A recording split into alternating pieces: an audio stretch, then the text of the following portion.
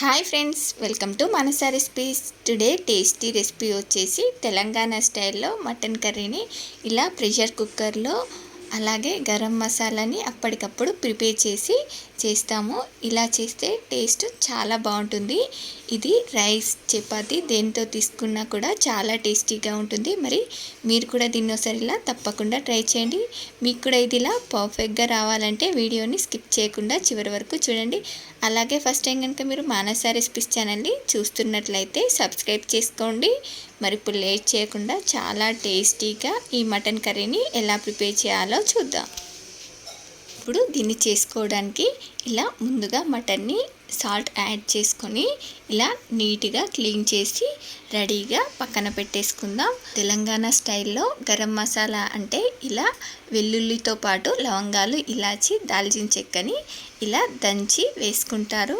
వెల్లుల్లిని ఎంత ఎక్కువగా వేసుకుంటే అంత టేస్టీగా ఉంటుంది. చూడండి, ముందుగా ఇలా కుక్కర్లోకి ఒక 4 టేబుల్ స్పూన్ల ఆయిల్ వేసుకొని ఒక చిన్న దాల్చిన చెక్క, మనం ఇందాక దంచి పెట్టుకున్న ఈ వెల్లుల్లి ముద్దని వేసుకొని, అలాగే ఇలా సన్నగా కట్ చేసి పెట్టుకున్న ఆనియన్స్, పచ్చిమిర్చి, మీకు టేస్ట్కి సరిపడా సాల్ట్ని యాడ్ చేసుకొని ఈ ఆనియన్స్ని బాగా ఫ్రై చేసుకోవాలి. చూడండి, ఈ ఆనియన్స్ని ఇలా బాగా ఫ్రై చేసుకున్న తర్వాత ఇప్పుడు దీనిలోకి మనం ఫ్రెష్గా దంచి పెట్టుకున్న అల్లం వెల్లుల్లి పేస్ట్ వేసుకొని పచ్చివాసన పోయేంత వరకు బాగా ఫ్రై చేసుకోవాలి. ఇలా పచ్చివాసన పోయేంత వరకు బాగా ఫ్రై చేసుకున్న తర్వాత ఇప్పుడు దీనిలోకి అప్పటికప్పుడు గ్రైండ్ చేసుకున్న ఎండు కొబ్బరి పొడి, కొంచెం పసుపు వేసుకొని దీన్నంతా కూడా ఇలా జస్ట్ ఒక నిమిషం పాటు ఫ్రై చేసుకున్న తర్వాత ధనియాల పొడి, కొంచెం కొత్తిమీరను వేసుకొని ఇలా ఒకసారి ఇలా మిక్స్ చేసేసి ఇప్పుడు దీనిలోకి మనం క్లీన్ చేసి పెట్టుకున్న మటన్ని వేసుకొని దీన్ని ఇలా ఆయిల్లోనే ఒక 5-6 నిమిషాల పాటు బాగా ఉడికించుకోవాలి. చూడండి, దీన్ని ఇలా ఉడికించుకున్న తర్వాత ఇప్పుడు దీనిలోకి మీకు టేస్ట్కి సరిపడా కారంని యాడ్ చేసుకోండి. నేను ఇక్కడ ఒక 2 టేబుల్ స్పూన్స్ కారంని యాడ్ చేసుకుంటున్నాను. ఇలా కారం వేసుకున్న తర్వాత మనం దీన్ని ఇలా కారం వాసన పోయి మనకు మటన్కి ఉప్పు, కారం ఇలా బాగా పట్టేంత వరకు ఒక 5-6 నిమిషాల పాటు మూత పెట్టకుండానే ఇలానే ఉడికించుకున్న తర్వాత ఇప్పుడు దీనిలోకి మీకు గ్రేవీకి సరిపడా వాటర్ని యాడ్ చేసుకొని దీనిలో మీరు టేస్ట్ చూసి సాల్ట్ని అడ్జస్ట్ చేసుకోండి. ఇలా సాల్ట్ అడ్జస్ట్ చేసుకున్న తర్వాత మూత పెట్టి ఒక 5-6 విజిల్స్ వచ్చేంత వరకు ఉడికించుకోండి. ఈ మటన్ ఉడికేలోపు నేను మరో పక్కన చపాతీస్ని ప్రిపేర్ చేసుకుంటున్నాను.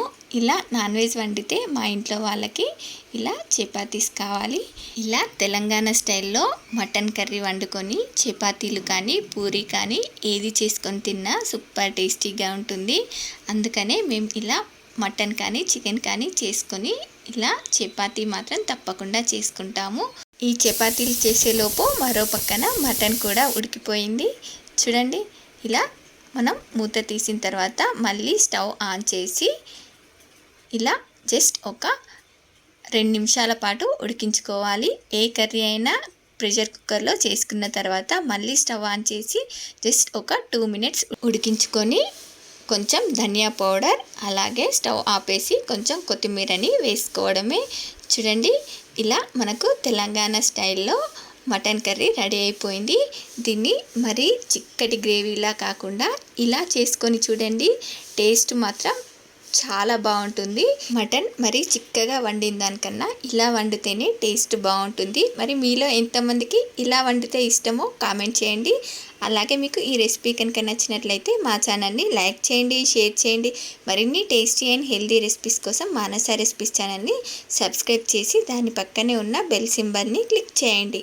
Thank you for watching my video.